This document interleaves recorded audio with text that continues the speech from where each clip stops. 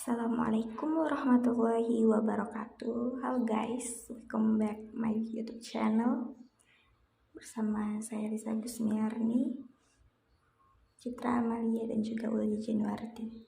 Kami dari kelompok 10 akan mempresentasikan mengenai All Public Administration atau yang biasa disingkat dengan OPA. Materi yang pertama itu mengenai perkembangan All Public Administration. Perkembangan OPA. Konsep All Public Administration dalam perkembangannya menurut Denhart dalam Sabarudin memunculkan konsep-konsep baru, yaitu pertama, model rasional pandangan Herbert A. Simon yang mengungkapkan bahwa preferensi individu dan kelompok seringkali berpengaruh pada berbagai urusan manusia. Organisasi pada dasarnya tidak berkenaan dengan standar tunggal efisien, tetapi juga dengan standar lainnya. Konsep utama yang ditampilkan Simon adalah rasionalitas. Yang kedua, public choice atau pilihan publik. Pandangan ini didasarkan pada 3 asumsi kunci, yaitu yang pertama, teori ini memutuskan perhatian pada individu dengan asumsi bahwa pengambilan keputusan perorangan adalah rasional, mementingkan diri sendiri dan berusaha memanfaatkan orang lain. Yang kedua, teori ini memutuskan perhatian pada barang publik sebagai output dari badan-badan publik. Kemudian yang ketiga yaitu teori ini berdasarkan asumsi bahwa situasi keputusan berbeda akan menghasilkan pendekatan yang berbeda dalam penentuan pilihan. Kemudian paradigma administrasi publik klasik atau All Public Administration menurut para ahli administrasi publik berlangsung dari tahun 1887 sampai dengan tahun 1987. Administrasi publik klasik sangat dipengaruhi oleh pemikiran Woodrow Wilson, mantan Presiden Amerika Serikat dan guru besar ilmu politik di Princeton University, Amerika Serikat. OPA dipengaruhi oleh gagasan Max Weber, pendekatan administrasi publik yang berlaku pada sebagian besar abad ke-20 menarik model birokrasi berdasarkan prinsip kembar hierarki dan meritokrasi. Ini pada awalnya diperkenalkan sebagai bagian dari reformasi birokrasi yang luas di Inggris dan Prusia pada akhir abad ke-19 untuk mengatasi sistem administrasi patriominal di mana patronase dan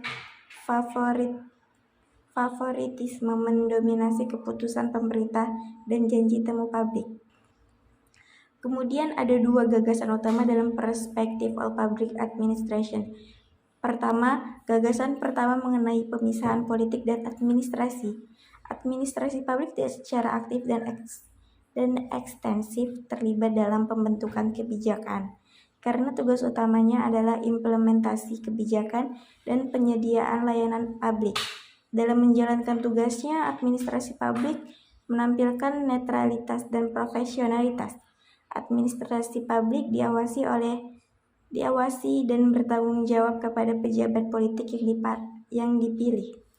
Yang kedua, gagasan kedua memberikan bahwa administrasi publik seharusnya berusaha sekeras mungkin untuk mencapai efisiensi dalam pelaksanaan tugasnya. Efisiensi ini dapat dicapai melalui struktur organisasi yang terpadu dan bersifat hierarkis. Kemudian secara garis besar ide inti administrasi publik klasik. Titik perhatian pemerintah adalah pada jasa pelayanan yang diberikan langsung oleh dan melalui instansi-instansi pemerintah yang berwenang. B. Public policy dan administration berkaitan dengan merancang dan melaksanakan kebijakan-kebijakan untuk mencapai tujuan-tujuan politik. C. Administrasi publik hanya memainkan peran yang lebih kecil pada proses pembuatan kebijakan-kebijakan pemerintah ketimbang upaya untuk melaksanakan atau implementation kebijakan publik. Upaya memberikan pelaksanaan harus dilakukan oleh para administrator yang bertanggung jawab kepada pejabat politik dan yang diberikan diskresi terbatas untuk melaksanakan tugasnya. Kemudian para administrator bertanggung jawab kepada pemimpin politik yang dipilih secara demokratis. Program-program kegiatan diadministrasikan secara baik melalui garis hierarki organisasi dan dikontrol oleh para pejabat dari hierarki atas organisasi. Kemudian nilai-nilai utama atau the primary value administrasi publik adalah efisiensi dan rasionalitas. Kemudian administrasi publik dijalankan sangat efisien dan sangat tertutup, sehingga warga negara keterlibatannya amat terbatas. Yang terakhir, peran administrasi publik dirumuskan secara luas seperti planning, organizing, staffing, directing, coordinating, reporting, budgeting.